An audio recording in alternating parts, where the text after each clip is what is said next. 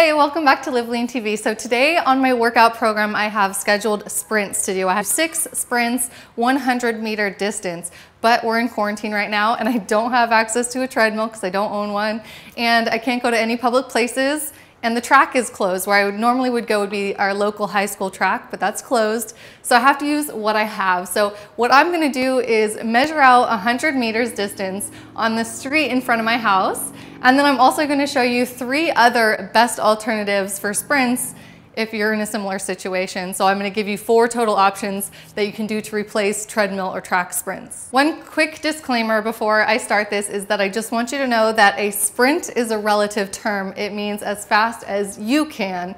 So if your sprint doesn't look quite the same as my speed or intensity, don't worry that it's not a sprint, because if it's as fast as you can, then it technically is a sprint. And then of course, I'm going to be using a measure app to get a more accurate reading of what my distance is, but I'm also going to show you an alternative way to do it with no iPhone and no special tools, just a really good guesstimate. Don't worry at all if you don't have this tool, it's just something that's fun to do. But if you are using the iPhone, you can open up the measure app and then click on the starting location. I use chalk to mark the start, and then just walk until you reach 328 feet and then mark the end with chalk. Or you can use the simple version and just walk for 100 long strides and mark the distance at the start and the finish.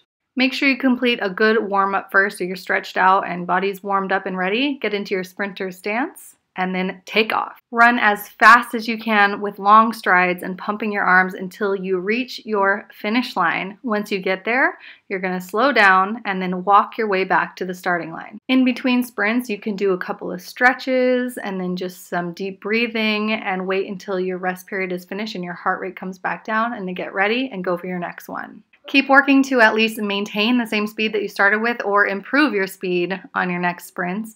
And of course, take those recovery periods seriously. I recommend at least a 2-to-1 ratio for the rest. If for any reason you can't go outside and do sprints, I have a couple of indoor options. I'm going to show you all 3 levels of each one. No equipment needed for these other than one small step or block. I recommend using a low block, like about 6 inches. This one here is 5-inch, and this one is 12. You can go up to 15 inches, which would be the height of a standard gym bench. Let's start with this no equipment exercise, which is high knee sprint in place. So for a beginner, you're going to just basically march in place, raising those knees up to hip height and swinging your arms.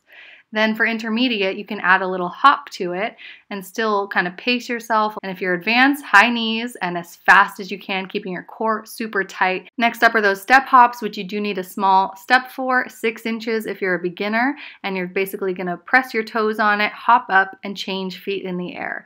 So take it nice and slow, focus on balance, keeping your core tight, and also remember to work those arms. If you're intermediate, you're going to speed it up a little bit, changing feet more quickly. And if you're advanced, I want you to go as fast as you can, changing feet rapidly and swinging your arms all the way. Another way to increase the challenge on this is to use a higher step. So switch to a 12 or 15-inch step and do the same move, which is going to make you have to push off further to get that height, to get that hop in. So again, start slow and work your way up to higher speeds, eventually doing the advanced version where you fully straighten your legs with each switch.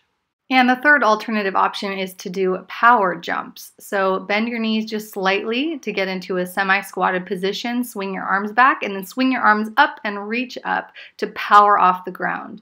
Make sure you keep your core tight on this and focus on soft landings. Intermediate, do more continuous jumps without any breaks in between. Get that good rhythm going. And for my advanced, you're going to really work it, putting as much power and intensity into this move as you can with rapid movements. You can find a way to do any kind of workout that you want to do. There's always alternatives for everything. There's always different levels. And then the intensity is really just up to you. So as long as you're giving maximum effort and doing the most intense and fastest that you can, that is all that the workout requires of you. So just work with your current fitness level and work on making improvements from there. That's how you get fit, is by pushing yourself just a little further each time and then being really consistent and dedicated to it. So if you want to get the workout sheet that this workout is from, it's Formula for Women, and this workout is called PCA, which stands for Progressive Cardio A. So it's just one of the progressive workouts in the program. Get the actual instructions and directions instructions and the demo videos and everything. It's all included in my Formula for Women program,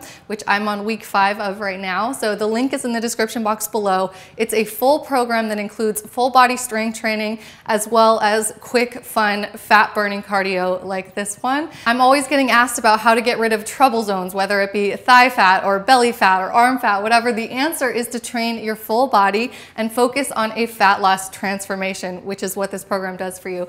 So if you're ready to commit to a program and say goodbye to all of your trouble zones, get on the program. Full body fat loss transformation program is where it's at. So join me on Formula for Women and you will not regret it. That's it for today's video. Hope you're staying fit during this quarantine. Even though you're staying home, you still have plenty of options and plenty of ideas of workouts you can do using your home space.